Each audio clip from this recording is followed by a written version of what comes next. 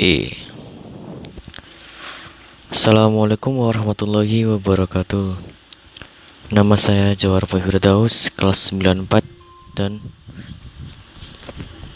kali ini saya akan menjelaskan tentang teori kedaulatan. Yang pertama adalah teori kedaulatan rakyat. Apa itu teori kedaulatan rakyat? Teori kedaulatan rakyat menyatakan bahwa kekuasaan tertinggi dalam suatu negara berada di tangan rakyat. Teori ini berusaha menyeimbangkan kekuasaan tunggal atau kerajaan atau pemimpin agama sehingga jalannya pemerintahan didasarkan atas musyawarah dan hati nurani rakyatnya. Dengan demikian, teori kedaulatan rakyat menyatakan bahwa teori ini menjadi dasar dari negara-negara demokrasi. Penganut teori ini adalah John Locke, Montesquieu, dan J.J. Rousseau. John Locke menyatakan bahwa terbentuknya negara didasarkan atas Pactum Unionis dan Pactum Subjectionis. Pactum Unionis adalah perjanjian antara individu untuk membentuk suatu negara, sedangkan Pactum Subjectionis adalah perjanjian antar individu dengan negara yang dibentuk. Perjanjian tersebut menentukan bahwa individu memberikan mandat kepada negara atau pemerintah. Mandat rakyat diberikan agar pemerintahan mendapat kekuasaan mengelola negara.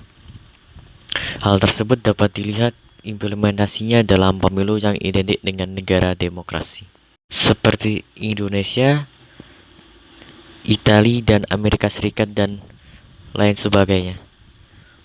Teori Montesquieu dibagi kekuasaannya menjadi 3, yaitu yang pertama adalah kekuasaan legislatif.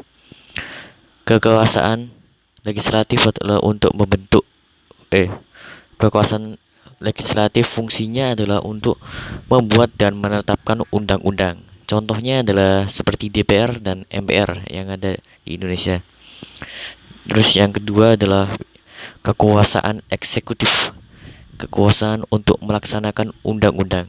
Contohnya adalah presiden dan warga negaranya. Dan yang ketiga adalah kekuasaan federatif.